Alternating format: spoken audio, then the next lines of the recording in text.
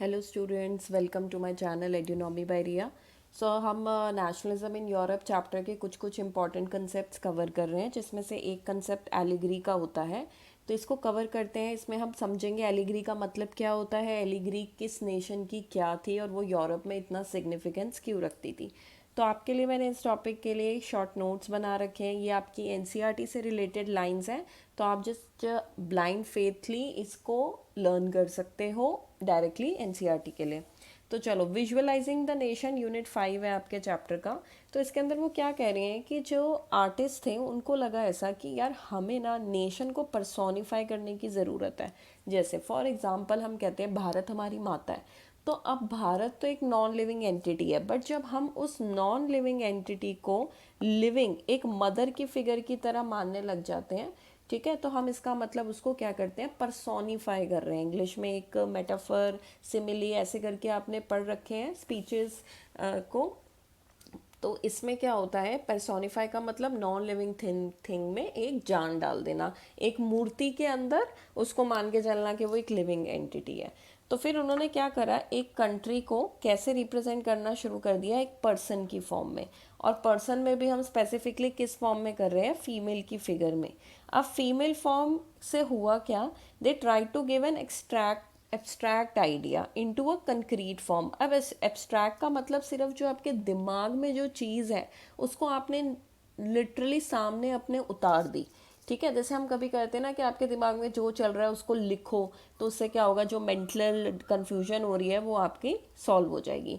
तो इन्होंने भी क्या करा है कि जो आइडिया उनके माइंड के अंदर था, जो एब्स्ट्रैक्ट आइडिया मतलब बस दिमाग में ख्यालों में चल रहा है, उसको उन्होंने कंक्रीट फॉर्म दिया। कंक्रीट का मतलब होता है स्पेसिफिक फॉर्म, या मैं ये भी कह सकती हूँ कंक्रीट का मतलब कि एक पिक्चर, एक मूर्ति सी बना दी है उसकी।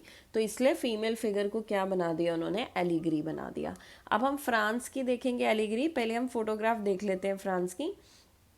सो ये वाली है एलिगरी फ्रांस की, और फ्रांस के एलिगरी को बोलते हैं मेरियाने। ठीक है, याद रखना है, आपको एमसीक्यू में पूछ सकते हैं, और 3 मार्क के क्वेश्चंस के अंदर भी एलिगरी का डाल सकते हैं। तो क्रिश्चियन मेरियाने, अब वो कह रहे हैं कि इसके जो कैरेक्टरिस्टिक्स, इसके जो फीचर है वो किससे सिमिलर है। एक तो रेड कैप, याद करो 9th क्लास में फ्रेंच रेवोल्यूशन में रेड कैप एक सिंबल था लिबर्टी का। ट्राई कलर मतलब उनके 3 कलर्स है, रेड, ब्लू और वाइट। ठीक है, और द कॉकेट, कॉकेट इन द सेंस कि उन्होंने हाथ में अपने कोई वेपन या फिर कुछ भी चीज़ को, ये आप देख रहे हो इसको, ये भी याद करो, ये सिंबल आपको करा रखा है, यूनिटी का सिंबल होता था। बहुत सारी स्टिक्स इकट्ठे टूट नहीं पाती है, ठीक है। तो ये कॉकेट, ये उनके हाथ में रेड कैप है, ये उनका कलर्स हैं फ्रांस के, और वो हाथ में उनके कॉकेट है। ठीक है, तो ये तो फोटो देखो, विजुअल मेमोरी अपने दिमाग में क्रिएट करो तो उससे आपको फटाफट याद हो जाएगा। फिर उसके बाद कह रहे हैं कि स्टैचूज ऑफ मेरियाने हर जगह पब्लिक स्क्वायर्स में इरेक्टेड थे। पब्लिक स्क्वायर का क्या मतलब है कि भाई ये जैसे चौराहा कहते हैं ना हम, चौराहा है तो ये एक स्क्वायर बन जाता है। तो यहाँ पे बीच पे एक मेरियाने लगा दिया, उसकी स्टैचू लगा दिया। इससे लोगों को बार बार ये याद दिलाना था कि हम यूनाइटेड हैं और हमें इसके साथ आइडेंटिफाई करना है, मतलब कि हम फ्रांस के लोग हैं, ये फ्रांस का सिंबल है, तो हमें फ्रेंच आइडेंटिटी से आइडेंटिफाई करना है। और इसको कॉइन्स पे छापा गया, स्टैम्प पे छापा गया। अगर आप अपनी एनसीईआरटी की बुक खोल के देखोगे तो आई थिंक एक स्टैम्प की फोटोग्राफ भी है उसके अंदर।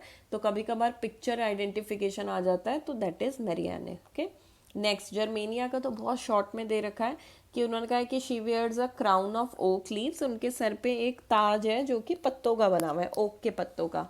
और इसका ओक में क्या सिंबोलिज्म है, हीरोइज्म, ब्रेवरी, ब्रेवरी का सिंबोलिज्म है। अब फोटो देखते हैं जर्मेनिया की। सो जर्मेनिया की फ़ोटो देखो, ये वाली आपकी एनसीईआरटी में भी आपको ये फोटोग्राफ मिलेगी। सो ये जर्मेनिया, और इनके सर पे देख रहे हो ये ओक लीव्स हैं। ठीक है, तो ओक लीव्स किसको डिनोट करती हैं, हीरोइज्म को डिनोट करती हैं। इसी के बाद ना जब आप एनसीईआरटी की बुक देखोगे तो एक बॉक्स सा बना हुआ है, उसके अंदर कुछ और 5-6 सिंबल्स हैं और उनके मीनिंग है, तो आप वो भी एक बार ज़रूर देख लेना। और अगर कोई टॉपिक में दिक्कत आ रही है इंटायर एसएसटी के सिलेबस के अंदर, क्लास 10th के अंदर, तो आप कमेंट सेक्शन में लिख सकते हो, मैं आपके लिए वो शॉर्ट वीडियो एक्सप्लेन करके आपको दे दूँगी। ठीक है, thank you so much, keep learning, इसको अच्छे से समझो, लिख कर प्रैक्टिस करो इस चीज़ को। Okay, and then we'll meet again. Thank you so much, please like, share and subscribe the video.